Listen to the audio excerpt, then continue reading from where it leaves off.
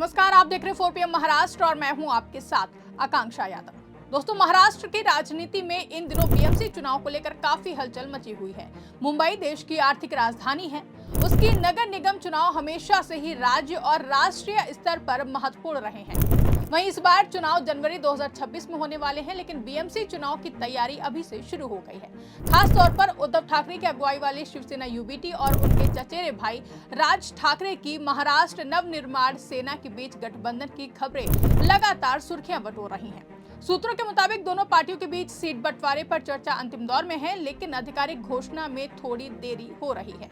आपको बता दें कि पहले ये ऐलान 23 दिसंबर 2025 यानी कि आज होने वाला था, लेकिन अब इसे 24 दिसंबर तक टाल दिया गया है। वहीं एमएनएस की ओर से ये रुख अपनाया जा रहा है कि जब तक सीट शेयरिंग पूरी तरीके से तय नहीं हो जाती, तब तक कोई भी औपचारिक घोषणा ना की जाए।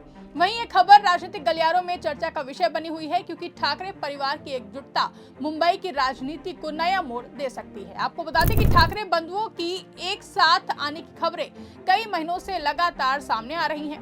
कई बार दोनों भाई एक साथ मंच भी साझा कर चुके हैं। बीते दिनों खबर निकलकर सामने आई थी कि ठाकरे ब्रदर्स बहुत जल्द साथ आने वाले हैं और बीएमसी चुनाव में साथ मिलकर चुनाव लड़ सकते हैं।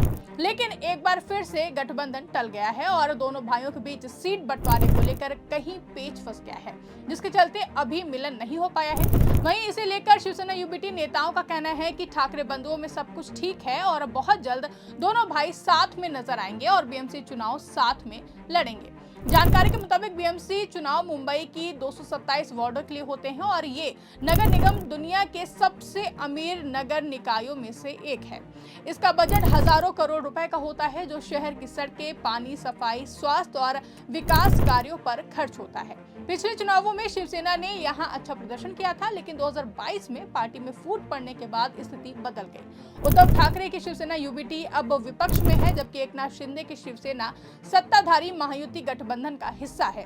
राज ठाकरे की एमएनएस मुख्य रूप से मराठी अस्मिता पर जोर देती है और मुंबई में उसका एक मजबूत वोट बैंक है।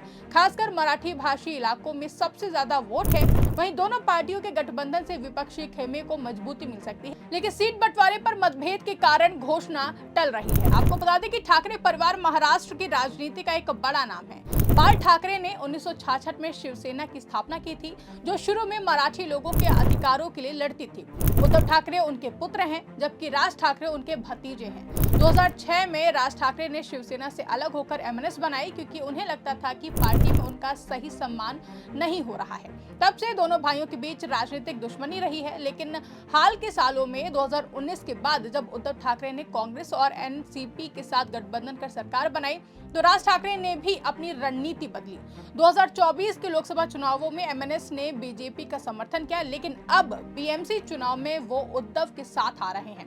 वहीं ये बदलाव इसलिए संभव हुआ क्योंकि दोनों पार्टियां मुंबई में मराठी वोटर्स को एकजुट करना चाहती हैं। जानकारी के अनुसार गठबंधन की चर्चा पिछले कुछ महीनों से चल रही थी। दिसंबर 2025 की शुरुआत में शिवसेना यूबीटी के सांसद संजय राउत ने एमएनएस प्रमुख राज ठाकरे से मुलाकात की। इसके बाद एमएनएस के नेता बाल नंदगावाकर उद्धव ठाकरे के घर मतोत्री पहुंचे।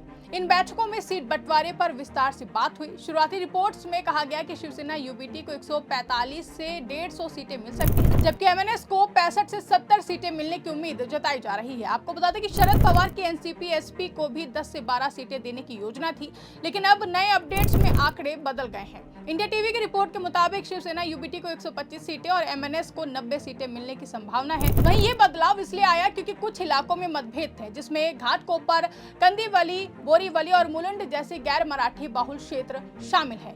इन इलाकों में एमएनएस ज्यादा सीटें मांग रही है, क्योंकि वहां उनका प्रभाव अच्छा है। वहीं पहले खबर आई थी कि 23 दिसंबर को ठाकरे भाई प्रेस कॉन्फ्रेंस कर गठबंधन का ऐलान करेंगे, लेकिन एमएनएस ने ब्रेक लगा दिया है।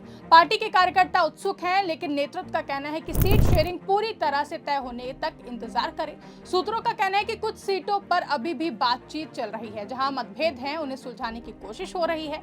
मुंबई में उत्तरी इलाकों में एमएनएस को ज्यादा सीटें चाहिए, जबकि शिवसेना यूबीटी अपने पारंपरिक गढ़ों को नहीं छोड़ना चाहती है। अगर ये मुद्दे ना सुलझे तो गठबंधन पर असर पड़ सकता है। इस देरी से विपक्षी गठबंधन में तनाव बढ़ गया है। एमवीए यानी कि महाविकास आघाड़ी में पहले से ही फूट पड़ चुकी है। कांग्रेस ने ऐलान कर दिया है कि वो बीएमसी चुनाव अकेले लड़ेगी। हाल के लोकल बॉडी चुनावों में हार के बाद शिवसेना यूबीटी ने कांग्रेस से गठबंधन की कोशिश की, लेकिन सफल नहीं हुई। वहीं कांग्रेस का कहना है कि मुंबई में उनका अपना वोट बैंक है और वो अकेले मैदान में उतरकर बेहतर प्रदर्शन कर सकते हैं। इससे एमवे कमजोर हो गया है और अब शिवसेना यूबीटी को एमएनएस पर ज्यादा निर्भर होना पड़ रहा है। वहीं दूसरी तरफ सत्ताधारी महायुति गठबंधन यानी कि जिसमें बीजेपी, शिंदे शिवसेना और अजित पवार की एनसीपी शामिल है, उन्होंने पहले ही अपनी तैयारी पूरी कर ली है।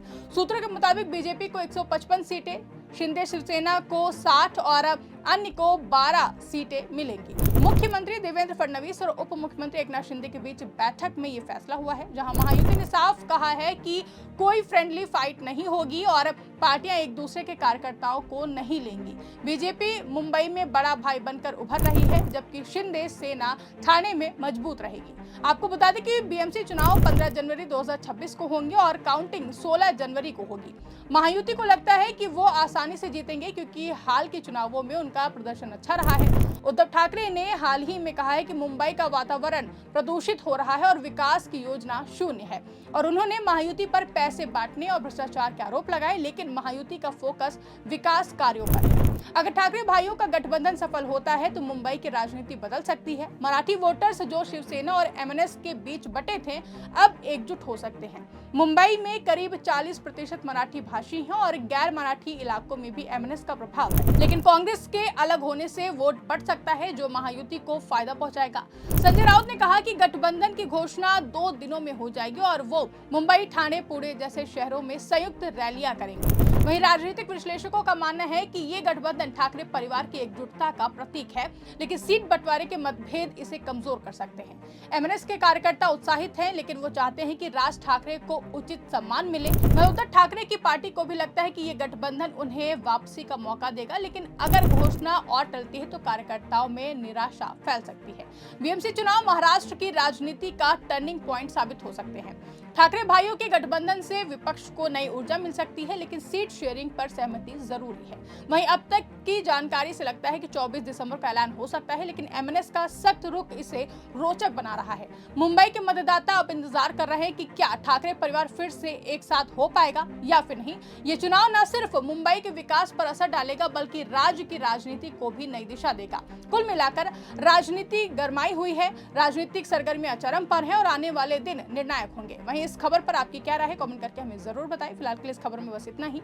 ऐसी ही तमाम बड़ी और राजनीतिक खबरों के लिए आप बने रहिए और देखते रहिए 4PM महाराष्ट्र।